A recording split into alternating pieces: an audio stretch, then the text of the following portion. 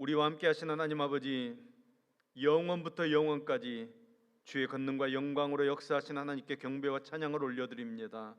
오직 택하신 족속이요 왕같은 제사장들이요 거룩한 나라요 소유된 백성으로 우리를 부르신 하나님, 말씀과 성령으로 거룩한 옷을 입혀주심으로 날마다 하나님의 나라와 의를 구하며 살아가도록 인도해 주시며, 주님께서 우리를 죽기까지 사랑하시고 이해하시고 용서해 주시고 받아주셨던 것처럼 우리도 십자가의 사랑으로 서로 사랑하게 하시고 용서하게 하여 주시옵소서. 오늘도 우리에게 주신 하나님의 말씀을 기대합니다. 주님의 말씀을 받아들이도록 우리의 마음을 준비해 주옵소서. 주님, 우리를 잠잠케 하옵시고 주님의 말씀만이 들려지도록 역사하여 주시옵소서. 들려지는 그 말씀에 우리가 아멘하게 하시고 그 말씀 따라 복받는 능력의 삶 살도록 붙들어 주시옵소서. 우리에게 말씀하여 주시는 예수님의 이름으로 기도합니다. 아멘. 여러분, 하나님께서 우리에게 받으시는 것 가운데 가장 기뻐하시는 것이 무엇이겠습니까? 하나님께서는 우리의 예배 받으시기를 기뻐하시는 줄로 믿습니다. 하나님께서 우리를 택하신 목적은 우리가 바른 예배를 드려서 하나님 영광을 받으시기 위하여 우리를 택하시고 우리를 부르신 것입니다. 예배는 우리를 구원하신 하나님을 찾고 하나님께 나아가는 것이 예배입니다. 오늘 우리도 그렇습니다. 구원을 모르는 사람 예배 드릴 수 없습니다.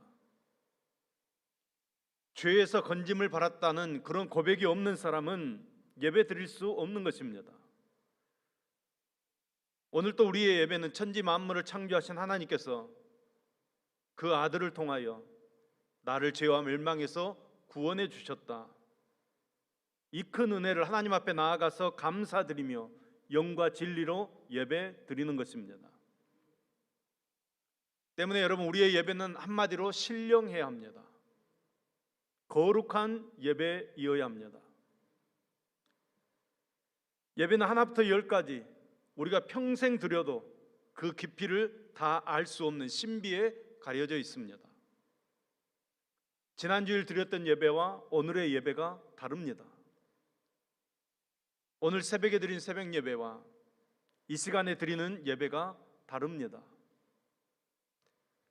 여러분, 우리가 평생에 드릴 예배는 항상 새로운 신비로, 새로운 거룩함으로, 새로운 신령한 은혜로 채워져 있습니다. 그러니까 예배는 항상 새로운 은혜로, 무한한 거룩함으로, 영광스러움으로 가득 차 있는 것입니다. 그러니까 여러분, 우리가 예배를 드리면 우리의 영혼이 새로워지는 것입니다.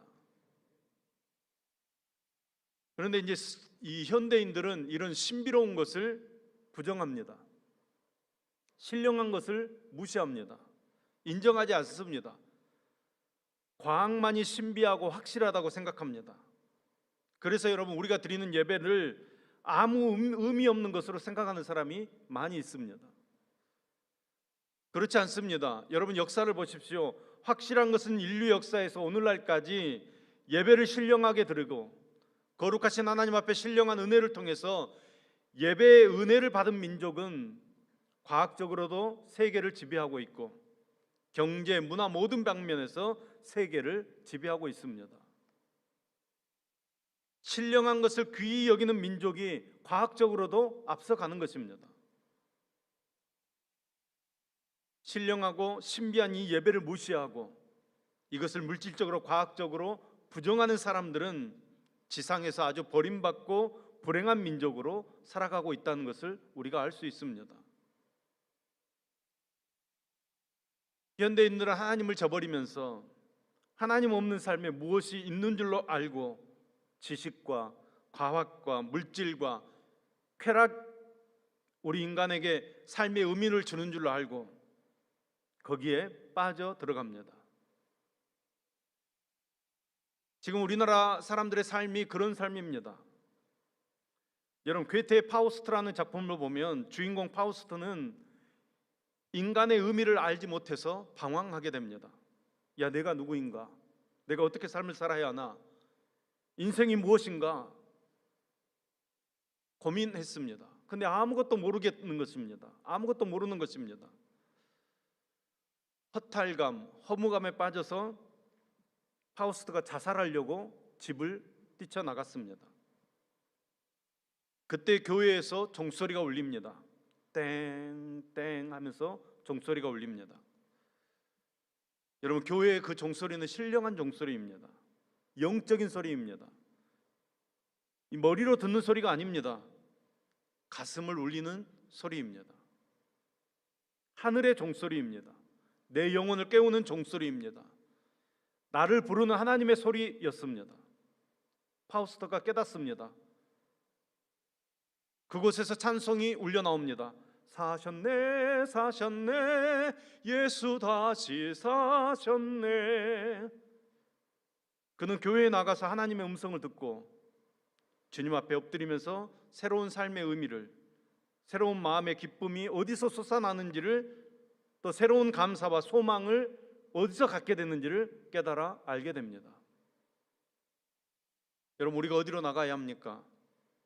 하나님 앞으로 나가야 합니다. 여러분, 하나님 앞에 나아가서 무엇을 해야 합니까? 하나님 앞에 예배 드려야 합니다. 이것은 우리 인간에게 주어진 최고의 축복입니다. 우리 인간이 행하는 최고의 행위는 하나님 앞에 예배 드리는 것입니다. 하나님 앞에 예배 드릴 때 하나님께서는 우리의 갈 길을 인도하시고 우리를 축복하시고 우리를 기뻐하실 줄로 믿습니다.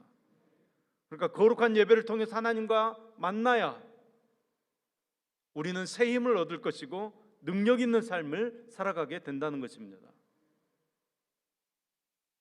그런데 여러분, 오늘 현대인들은 하나님을 떠나서 어디로 가야 할지 모릅니다.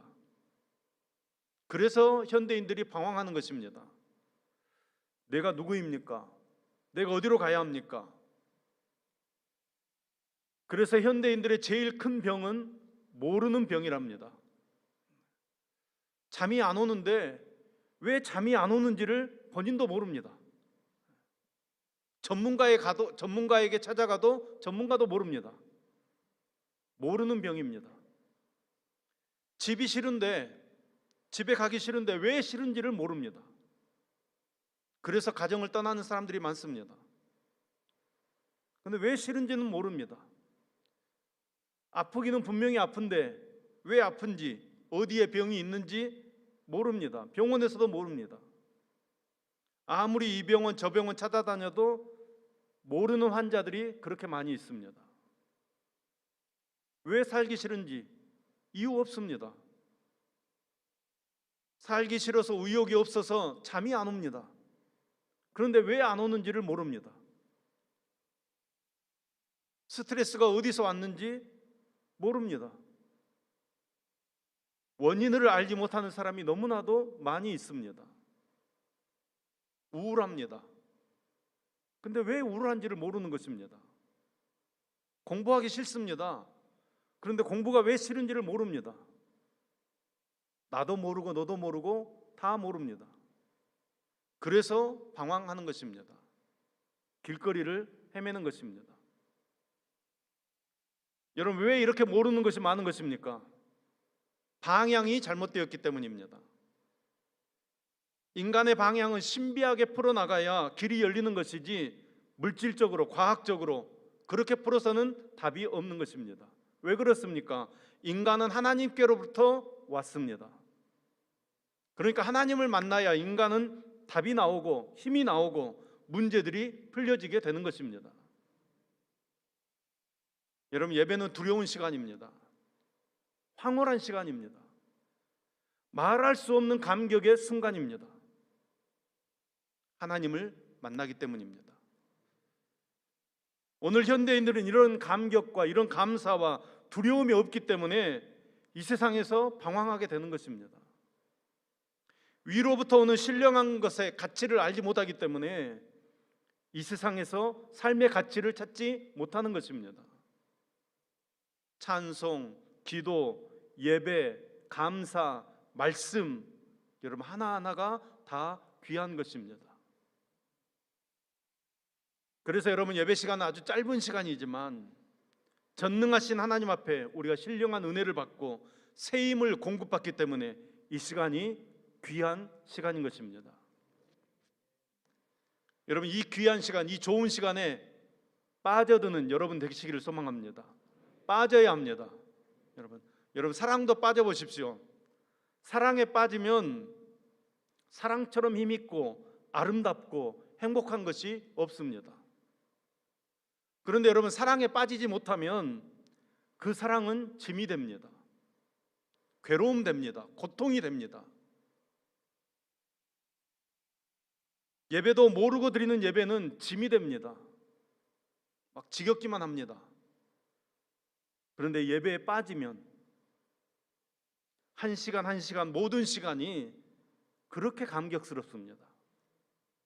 기다려집니다.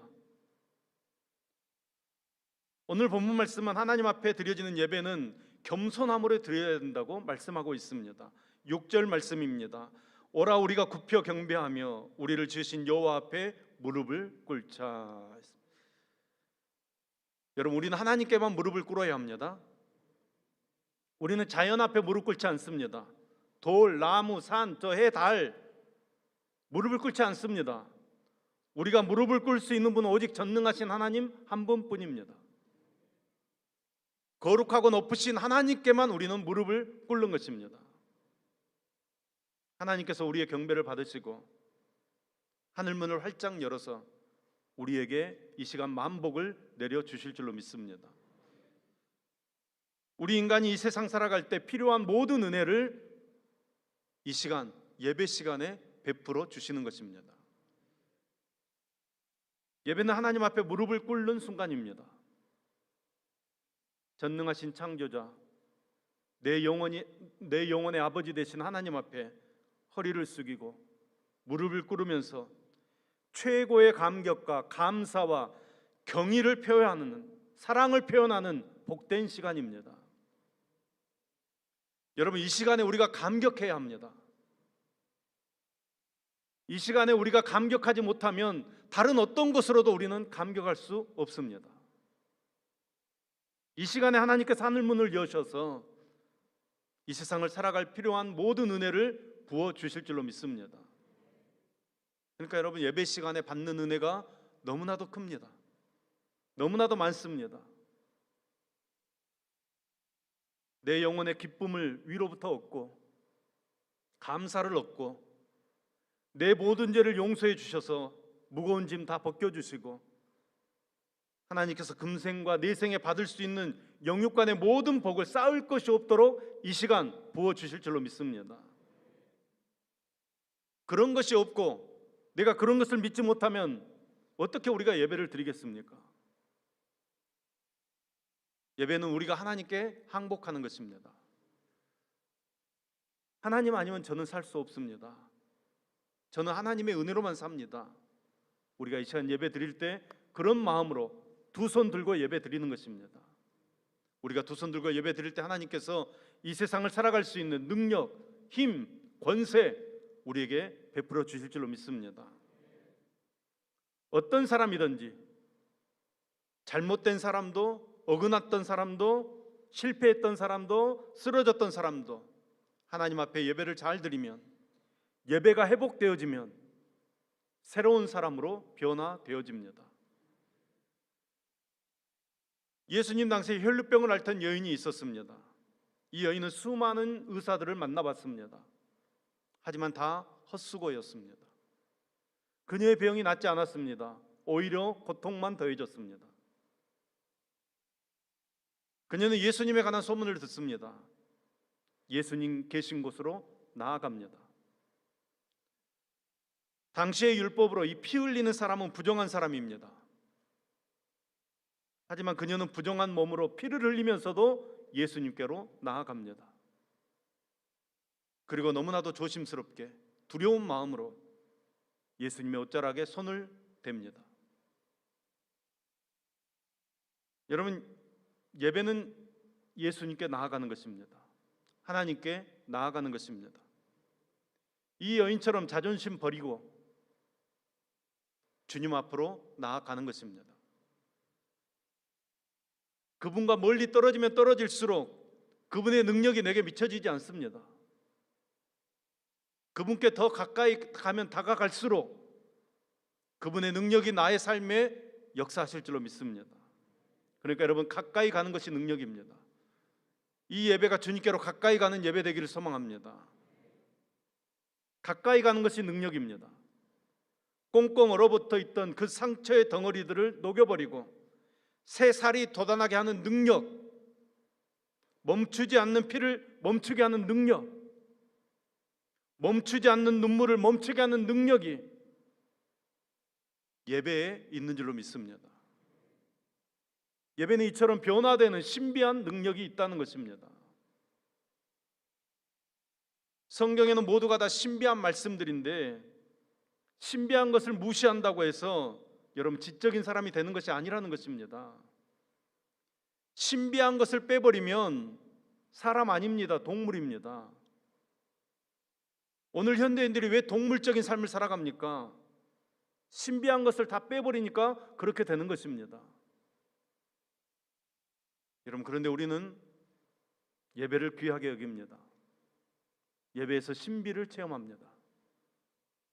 전능하신 창조주 앞에 우리는 모여서 하나님을 소망합니다. 하나님께 항복합니다. 전능하신 하나님 앞에 나와서 우리는 예배 드리는 것입니다. 7절 말씀입니다. 그는 우리의 하나님이시요 우리는 그가 기르시는 백성이며 그의 손이 돌보시는 양이기 때문이라. 아멘. 우리가 하나님의 것입니다. 하나님의 양입니다. 하나님께서 우리를 창조하셨습니다. 하나님께서 지금 우리와 함께 하십니다. 우리는 그의 백성입니다. 그의 백성이라는 말이 무슨 말입니까? 하나님 아니면 우리는 살 수 없다는 것입니다. 하나님 함께 하시지 않으면 우리는 살 수 없다는 것입니다. 여러분, 이 신비를 마음에 깨달아 알아야 합니다. 그 신비하신 하나님께서 우리를 부르시는 것입니다. 그러니까 예배는 전능하신 하나님께서 우리를 초청하시는 것입니다. 하나님께서 나를 불러주시는 것입니다. 얼마나 감사한 일입니까? 하나님께서 나를 아시고 나를 불러주시는 것입니다. 그 하나님의 거룩하신 그 부르심 앞에 우리가 응답을 돌려드리는 것입니다. 그것이 오늘 드려지는 예배입니다. 하나님께서는 오늘 또 하나님께 예배 드리는 자를 찾으십니다. 그러기에 마귀는 수단과 방법을 가리지 않고 우리의 예배를 방해하고 우리의 영광을 가로채 가려고 하는 것입니다. 예수님께서 공생애를 시작하시기 전 40일 동안 금식 기도하셨습니다. 그리고 금식이 마친 그날 광야에서 마귀에게 시험을 받습니다. 그 세 번째 시험이 바로 예배에 대한 시험입니다.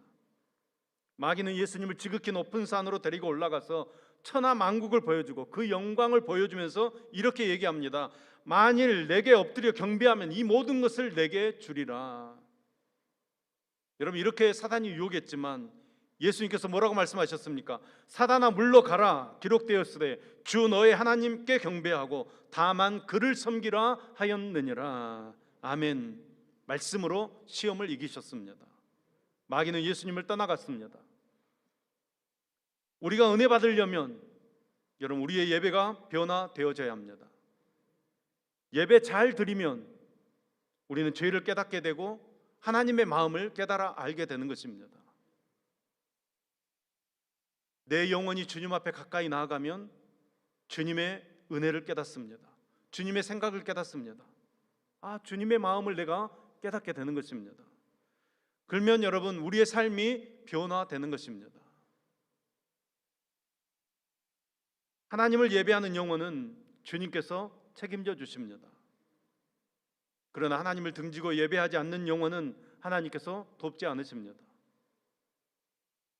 그러기에 여러분, 예배에 성공하는 인생이 성공하는 인생을 사는 것입니다. 우리 따라 하십시다. 예배에 성공합시다. 아멘. 아멘. 예배는 내 영혼의 지성소에서 주님을 은밀하게 만나는 것입니다. 주님께 나의 사랑과 충성을 고백하는 것입니다. 나를 주님 앞에 다 쏟아놓는 산 제사로 드려져야 하는 것입니다.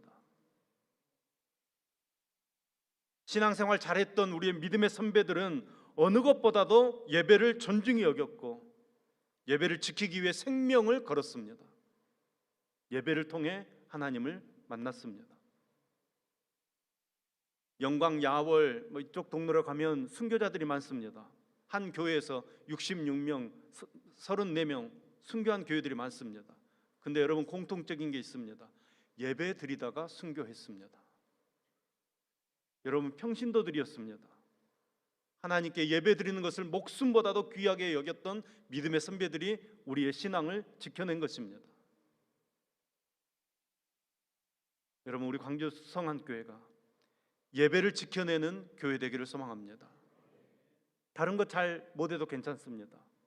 그런데 여러분, 예배 잘 드려야 합니다.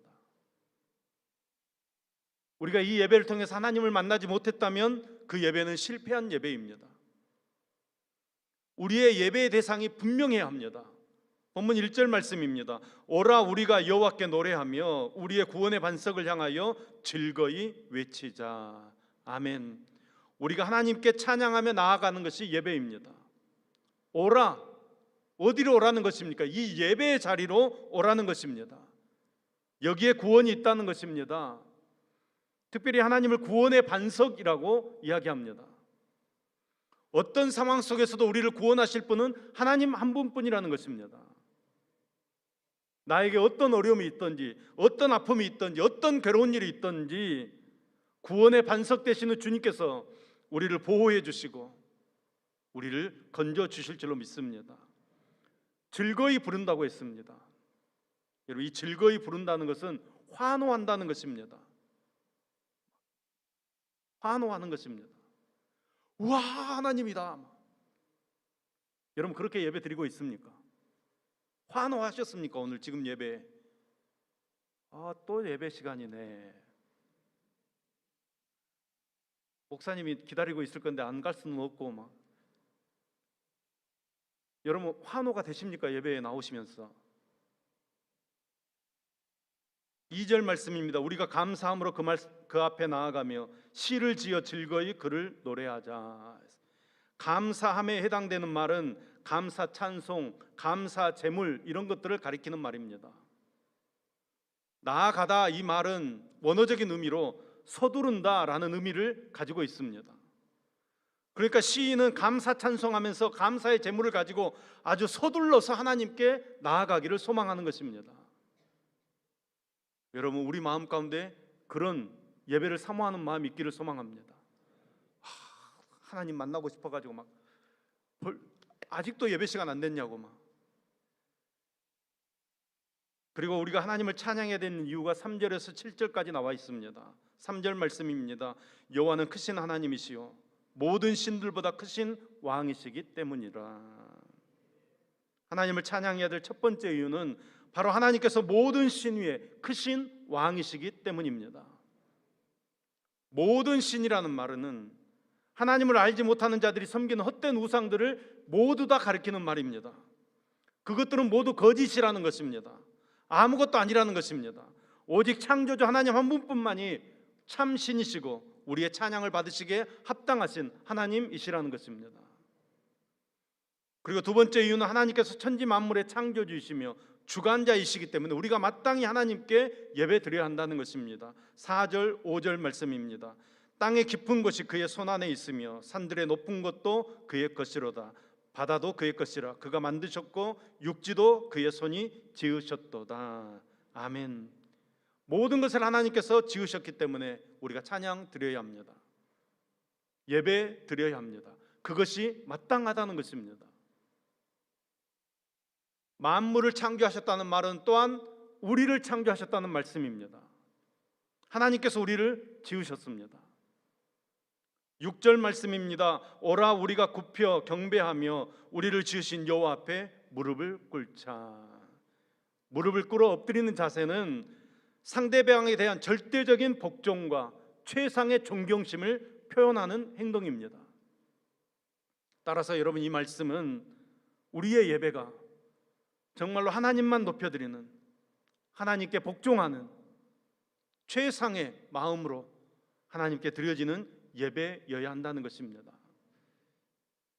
여러분, 예배의 대상은 아무리 세월이 흘러도 영원토록 변함없습니다. 하나님 외에 어느 누구도 어느 것도 예배의 대상이 될 수 없습니다. 우리는 하나님께 집중해야 합니다. 주님께 집중되어야 할 시선과 영광을 조금이라도 사람에게 돌려서는 안 되는 것입니다.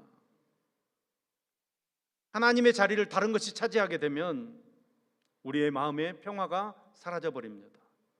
우리의 마음의 평화가 깨져버립니다. 7절 말씀입니다. 그는 우리의 하나님이시요 우리는 그가 기르시는 백성이며 그의 손이 돌보시는 양이기 때문이라. 아멘. 여러분, 우리가 어떻게 하면 하나님께서 돌봐주시는 어린 양이라는 확신을 가질 수 있습니까?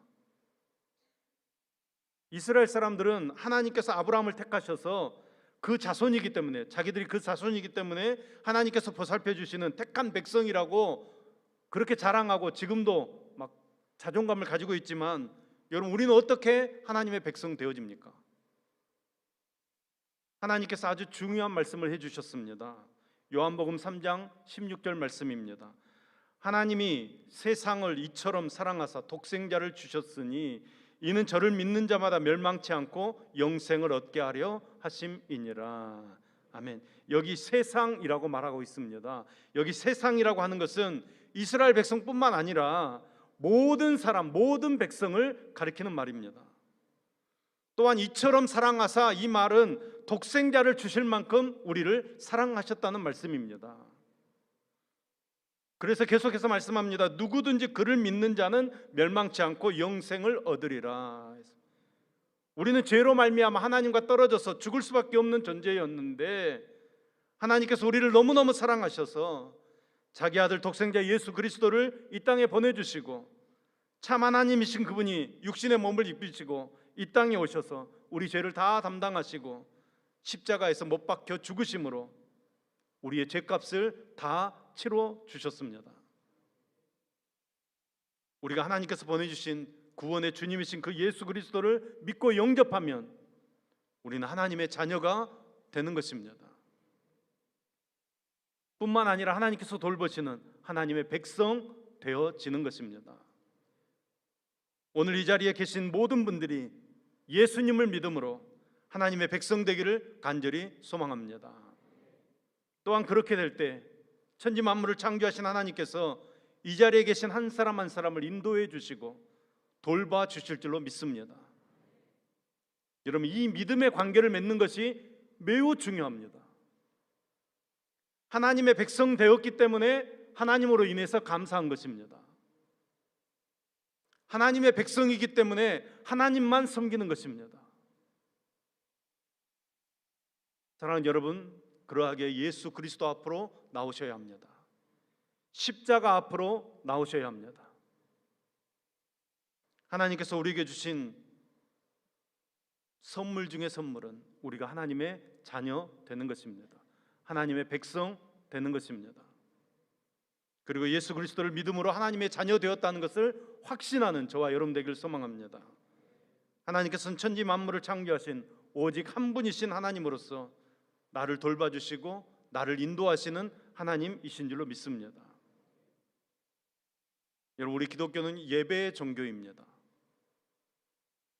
예배를 통하여 하나님께서는 숱한 역경과 그 고난 속에서도 오늘날까지 전 세계 방방곡곡에 교회를 세우시고 복음을 전하게 하셨습니다. 여러분, 예배가 살아야 합니다. 살아있는 예배가 회복되어져야 합니다. 예배가 살아야 내 영이 삽니다. 내 영혼이 살아야 내 가정이 살고, 내 영혼이 살아야 내 일터가 살고, 내 영혼이 살아야 내 교회가 살고, 여러분, 교회가 살면 세상이 변화될 줄로 믿습니다. 사랑하는 여러분, 여러분은 어떤 마음의 소원을 가지고 계십니까? 어떤 기도의 제목을 가지고 계십니까? 어떤 인생의 계획을 가지고 계십니까?